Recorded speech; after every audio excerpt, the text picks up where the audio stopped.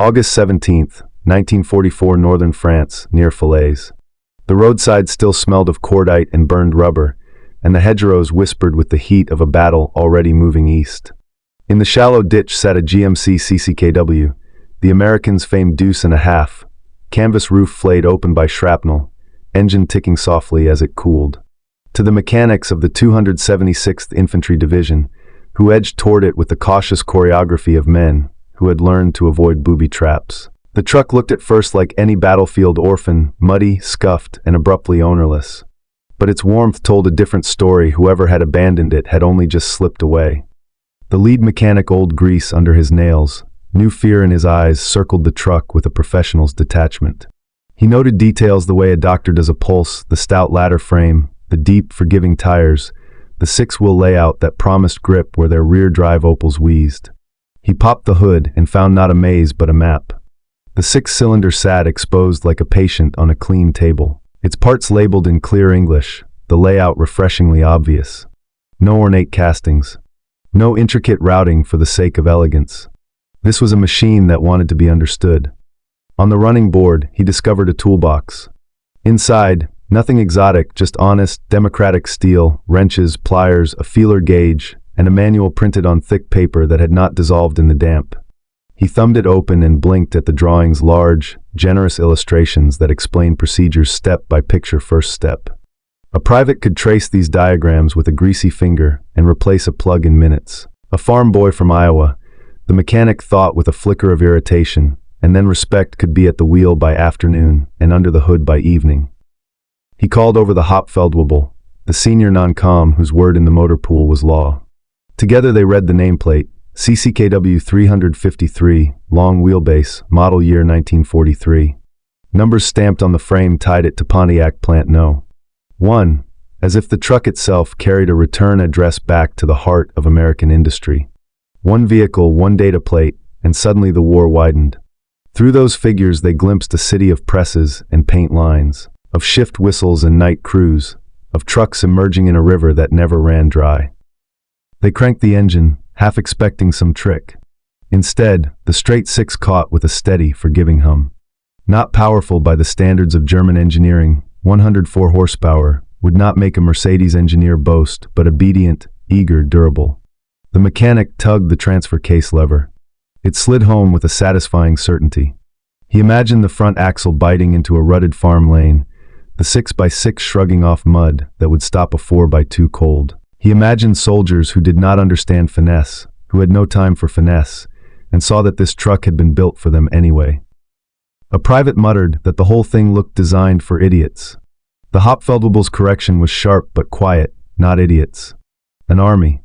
That was the first lesson the truck taught them, right there at the ditch's edge, that simplicity was not a concession but a strategy. Every repeated bolt size, every reachable plug, every illustrated page, all of it added up to a doctrine. Not perfection, but predictability. Not pride, but throughput. The Americans had designed a vehicle that made good mechanics faster and bad mechanics adequate, and in a war fought across continents, that arithmetic decided whether food arrived, whether fuel flowed, whether divisions moved today instead of tomorrow. The mechanics stood back as dusk collected in the hedgerows. Somewhere beyond the fields, the front rolled on, indifferent. Yet the men sensed they were holding a clue more important than a captured map or a decrypted signal. The CCKW was less a truck than a vocabulary of standardization, of interchangeability, of maintenance anyone could manage. It spoke in stamped steel and common threads, in good enough multiplied by the tens of thousands. And as they listened, they began to hear the larger sentence forming, that this war might already be decided, not in a single battle, but in the factories whose cadence this truck embodied. By lantern light in a barn that smelled of hay and hot metal, the CCKW opened itself like a primer on how to build for an army. The straight six under its hood GMC 269 cubic inches breathing out roughly 104 horsepower was not meant to impress dyno charts or salon juries. It was meant to start in rain, in cold, after abuse, after neglect, after a driver had ground second gear because shells were falling and patience was a luxury. The Germans were used to engines that invited admiration. This one invited a socket set in 15 minutes. They discovered a quiet genius in the repetition. Bolt after bolt took the same wrench, a small kindness multiplied by thousands of maintenance moments across thousands of miles. Spark plugs sat like soldiers on parade, each accessible without scraped knuckles, each wired with leads that a nervous private could route correctly, because the manual's drawing matched the reality under the hood. The oil filter housing yielded without drama. Some versions even allowed a change without extra tools, a grace note that mattered when toolkits wandered or supply wagons went missing. Nothing here asked for a specialist's touch. Everything asked for a checklist. Behind the cab, the drivetrain told the same story in a different dialect. A single, stout lever engaged the transfer case. No occult sequence, no delicate detents, just a click, and the front axle joined the fight. 6 wheels spread weight and found grip where a 4x2 Opel Blitz could only plead with the mud. The Opel had its charms, a tidy cab, lively steering, respectable fuel thrift, and in certain variants a refined suspension, a torsion bar elegance that whispered of design studios and test tracks. But elegance demands conditions. The CCKW's leaf springs, thick and unapologetic, did not ask for conditions. They took punishment and answered with motion. If a spring arced wrong under overload, a roadside hammer and a farmer's anvil could coax it back into serviceable shape. The Blitz needed factory jigs, and time the front would not lend. The Hopfeldwebel ran his palm along the ladder frame. Straight channels, braced, riveted, welded where it mattered, the kind of structure any competent steel shop could reproduce when quotas rose and midnight shifts blurred into dawn. It was not pretty. It was repeatable. And repeatability, the Germans realized, was a weapon. Standardized components meant depot inventories could be shallow but decisive. A carburetor here would fit a cousin truck there. A box of plugs could service a dozen platforms. Tire sizes matched across scattered motor pools. The men had wrestled with Wehrmacht variety busing here, Henschel there, Mercedes in between, each with quirks that turned parts ledgers into thickets. This truck was an antidote, fewer line items, faster hands. They flipped through the manual again. It was not only the pictures, it was the tone. Do this. Check that. No romance, no reverence. Procedures, sequences, torque values written as though the reader had never seen an engine before, because often he had not. The Americans had gambled that with proper scaffolding, raw recruits could climb into competence. Training films, field classes, and these pictorial TMS formed a mechanical literacy course at continental scale. The Germans knew their own training made craftsmen. The CCKW suggested the Americans made crews. Designed for idiots, a young mechanic repeated, still clinging to pride. The senior man shook his head. Designed for millions. He gestured to the gearbox non-synchromesh on early runs, synchromesh arriving in later batches as production learned its soldiers.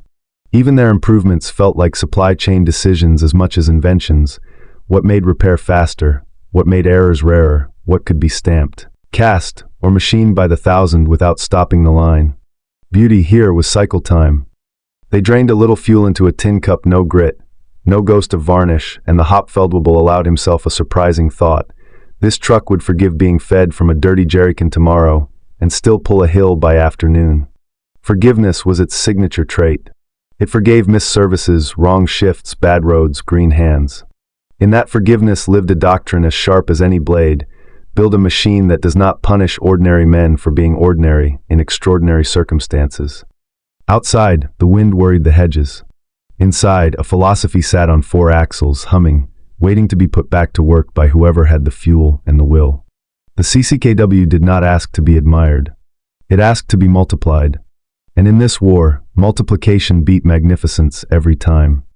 At dawn the supply officer arrived, a precise man with the quiet confidence of someone who once timed production lines by the heartbeat. Before the war he had worked at Opel in Brandenburg. He knew what it meant to stamp a panel, to chase tolerances across a jig, to coax one more unit from a tired press before the night shift ended. He studied the CCKW without touching it, the way a bookbinder judges a spine. Then he pointed to the frame rail where the steel itself told its origin. Pontiac Plant No. 1, model year 1943. CCKW 353, long wheelbase. The numbers were plain and brutal as arithmetic. In 1943, he said, we made around 27,000 Opel Blitz. He tapped the digits with a fingernail. 1 plant. 1 year. They may have built 150,000 of these. The barn went quiet enough to hear the lantern hiss. The men had felt the truth. Now they were being asked to believe it. He slid beneath the truck and rapped the ladder frame. It answered with a workman's music, straight channels, cross-members unromantic as scaffolding. This, he said, any structural steel plant can turn out. The dies are simple.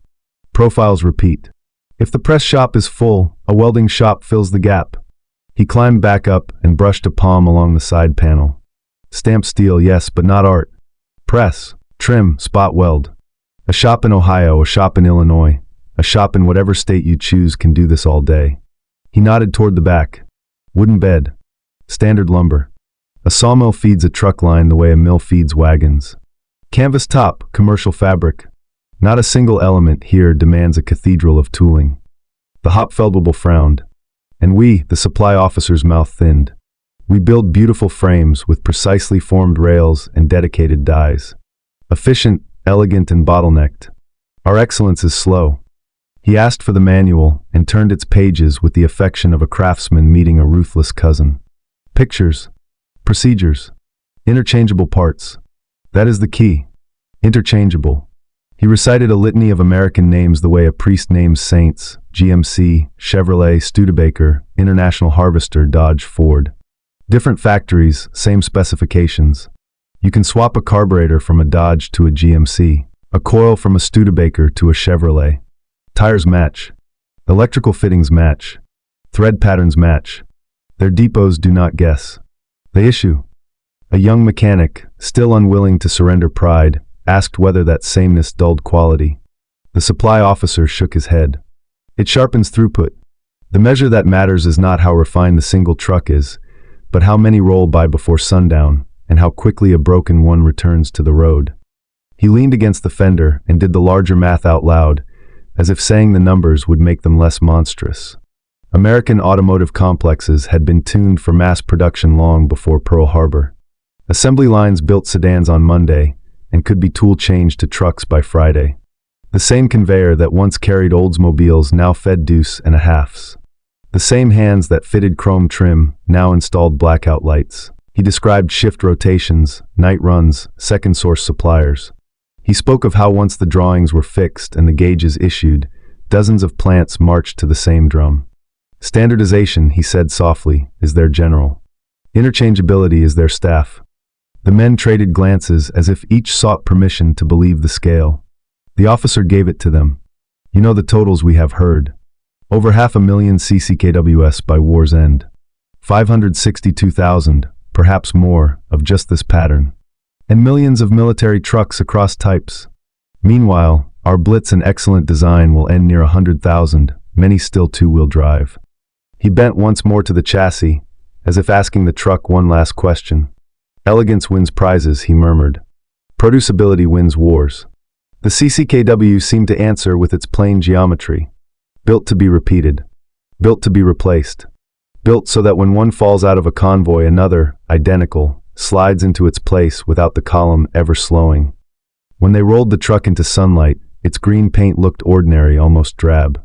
Yet the men now saw the color differently. It was not a shade.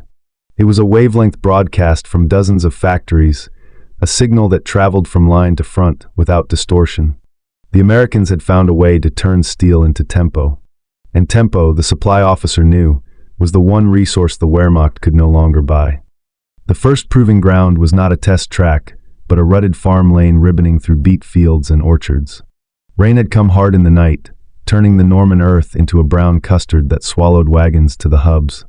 The 276th needed flour, wire, and ammunition from a depot 3 villages away. Their Opels had already tried and failed, wheels sawing trenches, engines straining, drivers cursing until the air tasted like metal. The Hauptfeldwebel tossed the keys of the captured CCKW to a sergeant who still wore doubts like epaulets. Go on, he said. Let us see if the American promises hold.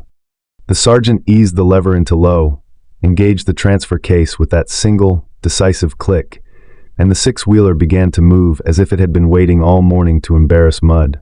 Where the 4x2 Blitz dug itself toward China, the CCKW floated, each axle sharing the insult, each lug finding anything to push against. The truck shouldered through water-filled ruts with the placid stubbornness of a draft horse. It did not dance, it did not dart. It advanced. By the time the bed shivered under the first load of crate-stacked bread and coils of barbed wire, the sergeant had stopped talking to the truck and started talking like it. Short sentences. Get there. Turn left. Keep going. That afternoon, necessity became habit. Over the rated 2.5 tons went 3, then more cases of rations, jerrycans, spare boots, a field stove someone insisted was indispensable. The CCKW complained in the way a good mule does, not at all, except in the strained note that crept into third gear on an uphill stretch. The mechanics watched the springs flatten and rebound, like lungs breathing in the key of endurance. The Opel, asked to match the load on a drier stretch of track, gave its answer within minutes: axle tramp, wheel spin, a smell of clutch. No shame in it. The Blitz had never been promised as a miracle. But miracles, it turned out, could be mass-produced.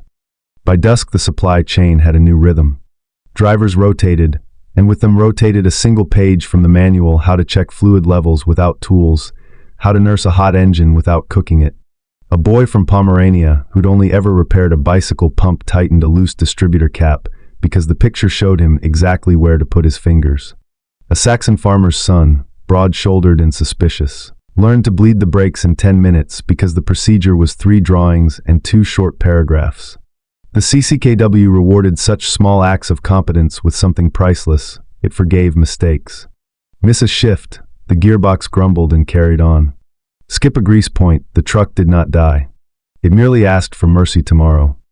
The sergeant, who by now had made 2 runs where one had been expected, gave his verdict at the day's end, leaning against the warm fender while the sky bruised purple. It is not that it is better built, he said, surprising even himself with the fairness of the thought. It is built expecting abuse. He gestured at the load still lashed in the bed. It knows soldiers will mistreat it, and it refuses to make them pay for it. That refusal radiated backward and forward through the system. Backward, it meant depots could stock fewer exotic parts and more of the same. A coil here was a coil everywhere. Forward, it meant units could promise delivery and keep the promise, even when the calendar and the weather conspired. The truck's very predictability turned unpaved lanes into timetables. In a war defined by bottlenecks, fuel, bridges, men predictability was as strategic as a reserve battalion. Night brought more rain. The mechanics threw a tarp over the hood and a blanket over their shoulders. The CCKW ticked as it cooled, a metronome counting down to the next task. Tomorrow there would be another load, another muddy lane, another private who had never touched an engine until this month and now, somehow, could. The Opel still had its uses. On firm ground in fair weather it was nimble, economical, friendly in the hands. But the front did not prefer firm ground or fair weather. The front preferred to test what you had built your doctrine upon. The Americans had built upon forgiveness and repetition. The proof sat drying under a tarp, ready to forgive again. August 25th, 1944, 8 days after they first found the Deuce, and a half-word ran along the bivouac that a great American supply route had kicked into gear. The name passed from mouth to mouth like a rumor, and then like a verdict, a rolling artery feeding the armies racing east. The men of the 276th did not need a map to understand. A parallel road, not 2 fields away, began to vibrate with traffic. They walked to the hedgerow and stared as the horizon started moving.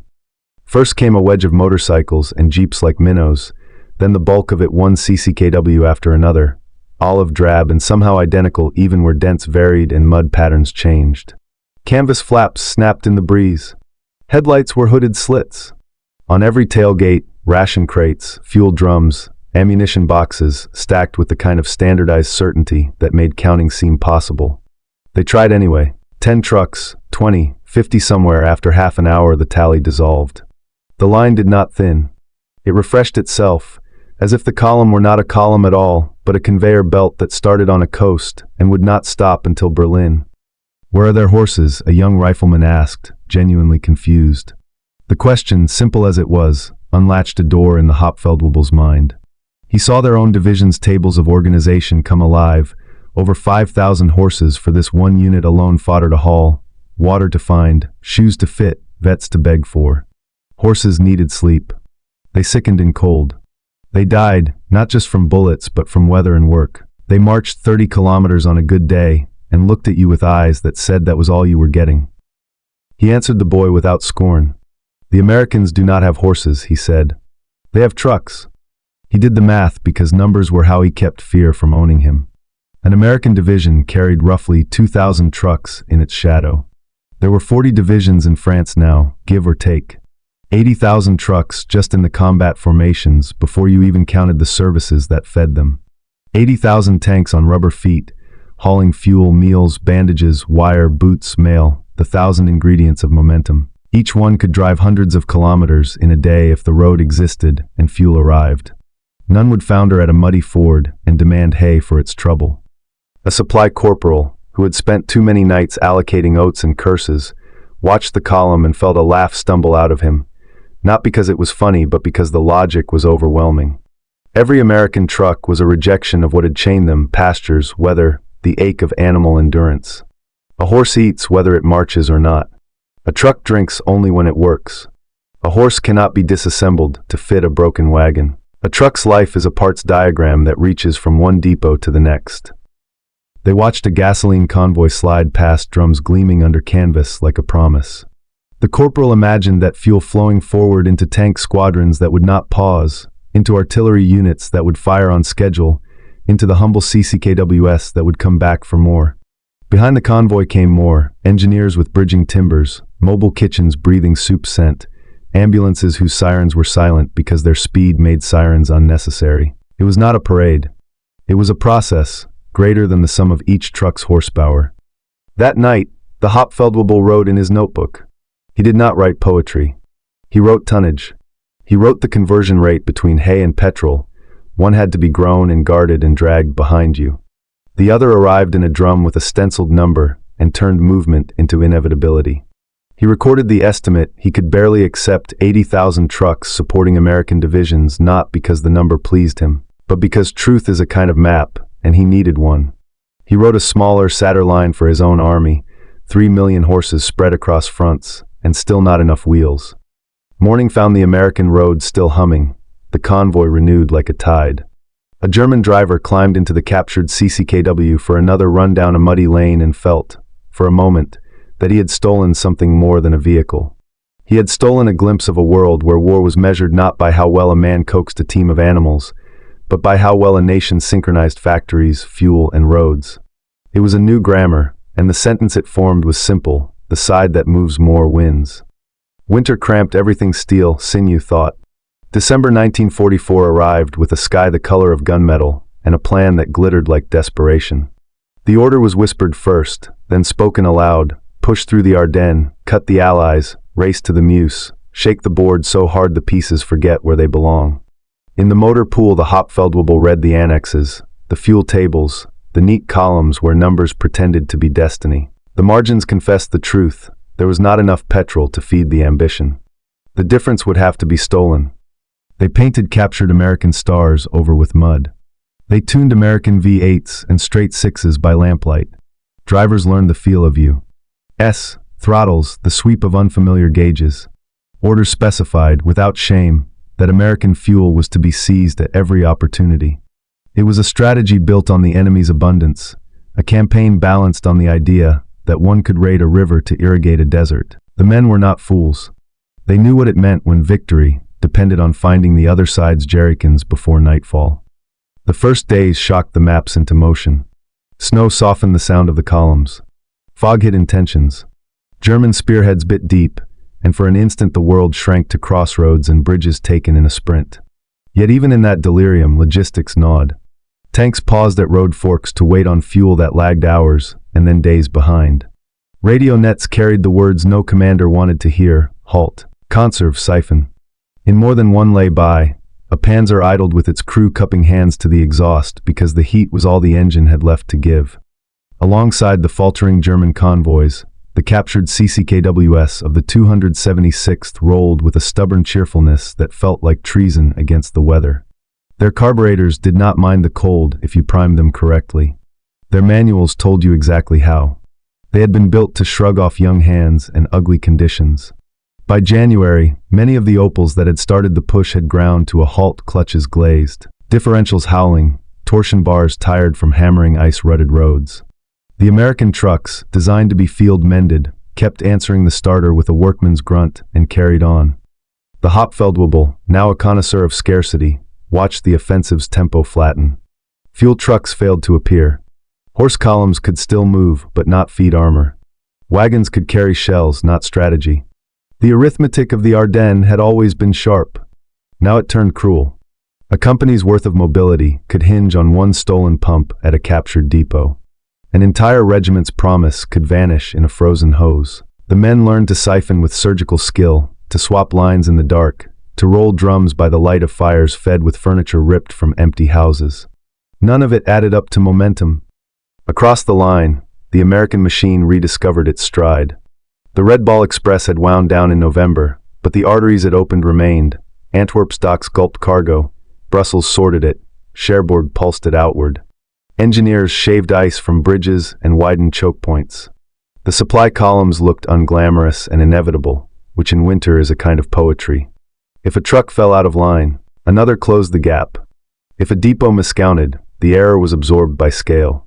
The system forgave its own sins. By New Year's, the attack tarnished into attrition. Tanks were abandoned not for lack of courage, but for lack of leaders. Infantry that had ridden forward in trucks trudged back behind horses. The map stopped trembling. In battalion diaries, officers wrote sentences that sounded like sighs. Logistics failed to support operations. The Hauptfeldwebel did not write blame. He wrote what he could see, that the enemy's method quantity, standardization, maintenance a private could learn in an afternoon had proved resistant to weather, to luck, to the human frailty that winter exposed. January's thaw came as a betrayal and a mercy. The roads turned from ice to paste. The CCKWs kept moving. The blitzes sank to their axles or through chains and prayed. The offensive receded into the kind of story soldiers tell in spring with grim humor and careful omissions. What stuck in the mechanics' minds was not a single battle, but a system's verdict. The Americans had not won that month by being everywhere at once. They had made everywhere a matter of scheduling. When the 276th fell back into defensive lines, the captured trucks followed, still starting, still hauling, still forgiving. The lesson had sharpened from suspicion to proof. Excellence that cannot be delivered in quantity is a peacetime luxury. In war, the winner is the army that can replace its miracles by Tuesday. Surrender did not sound like trumpets. It sounded like idling engines in a gravel yard and boots scuffing toward a processing tent. April 1945 found the 276th in a line that bent like a riverbank, hands raised, faces hollowed by months of winter arithmetic. They climbed down from trucks that were, with a final irony, American. The same GMCS that had outpaced them now ferried them to wire and paperwork. In a motor pool near Koblenz, the Hauptfeldwebel signed his name, shrugged off his field jacket, and tried not to look at the rows of Deuce and a halfs parked wheel to wheel, their noses canted with the easy swagger of machines that knew they would be running tomorrow. Mechanics, called an American sergeant with grease tattoos on his sleeves and a grin that seemed permanently smudged. We need mechanics.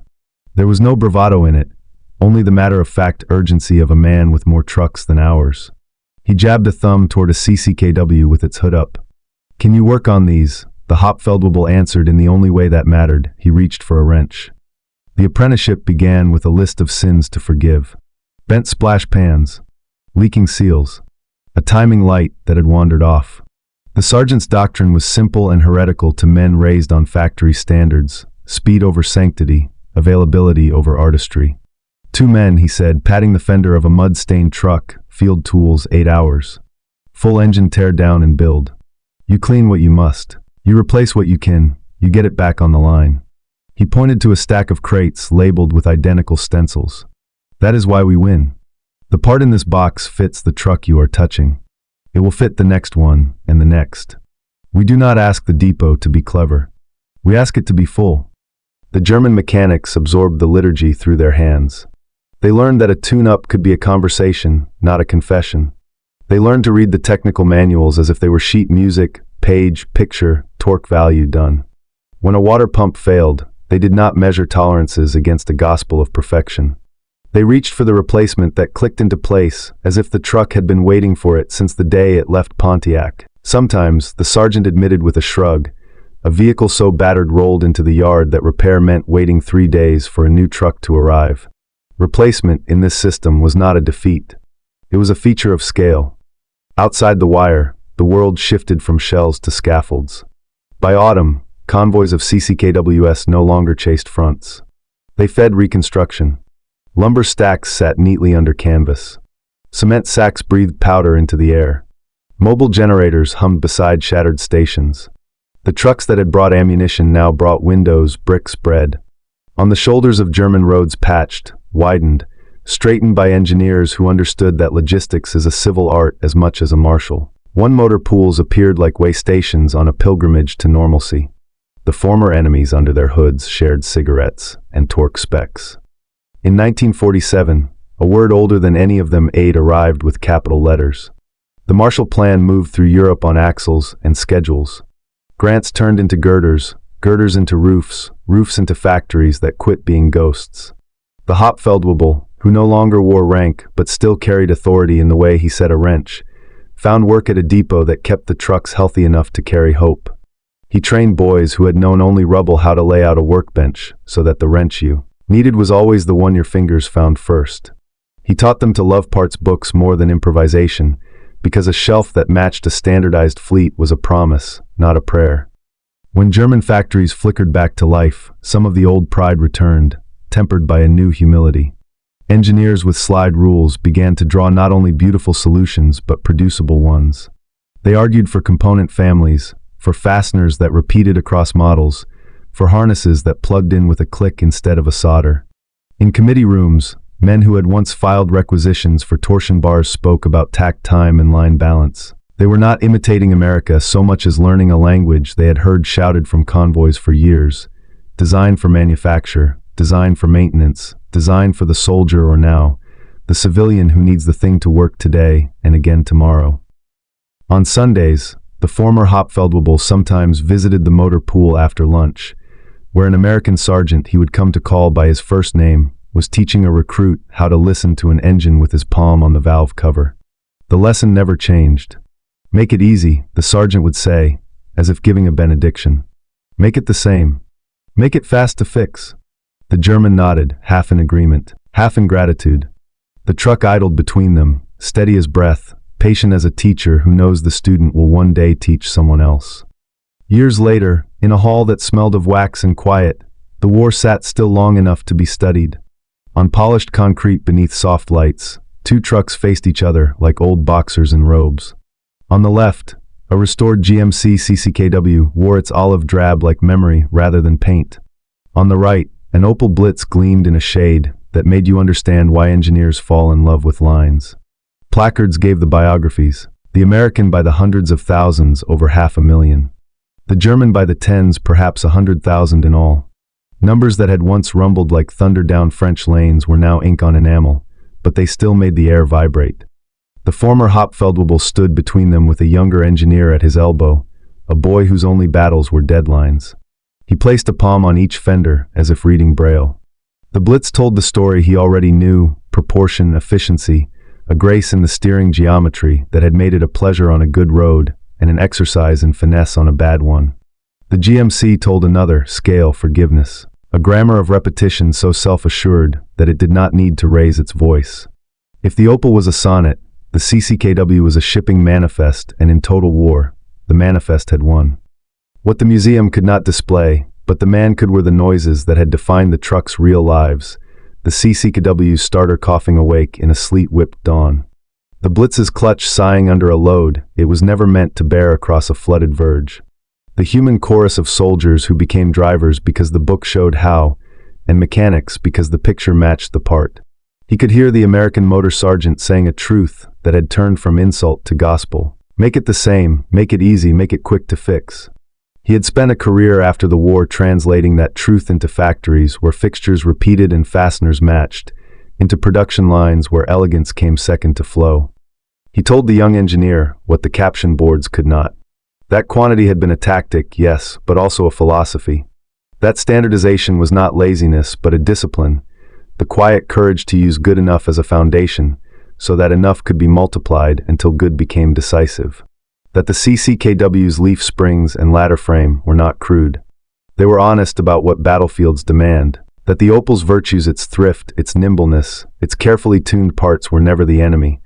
but they were out of place in a world where a convoy had to move like a single organism. The boy asked if it had felt, at the time, like heresy to admit any of this. The old mechanic smiled. Not heresy education. A schooling conducted by schedules and mud, by crates that arrived when promised, by trucks that forgave green hands and bad nights. He had learned that an army is not only a blade but a stomach and a spine, and that the CCKW had been spine and stomach both. He nodded toward the Blitz with genuine respect. "This one taught me how to admire," he said. Then he tipped his chin at the GMC. "That one taught me how to win a timetable." Outside, the world his generation rebuilt throbbed with lessons cribbed from convoys. German factories, reborn in steel and discipline, had braided precision to producibility, drawing frames that robots could weld and designing components that clicked rather than pleated. The old mechanic had watched that marriage take, had seen the nation's pride return in a shape hardened by humility. He liked to think the trucks approved. Before he left, he stood between the two vehicles once more and let their silhouettes overlap in his sight. In the overlap he saw a road in Normandy, a winter in the Ardennes, a motor pool in Koblenz, a training bay in Frankfurt, and a museum in a country that had been allowed to learn. He touched the CCKW's fender as he had years ago under a hedgerow and felt, again, the steady hum of a design that had made ordinary men capable. Quantity, he thought, remembering the line he had resisted and then embraced, has a quality all its own. But only when it is organized, only when it is taught, only when it arrives on time. He walked out into daylight, and the glass doors breathed shut behind him. The trucks remained, quiet as conclusions, eloquent as proof. One a masterpiece. One a method. Together, an answer that had rebuilt a country.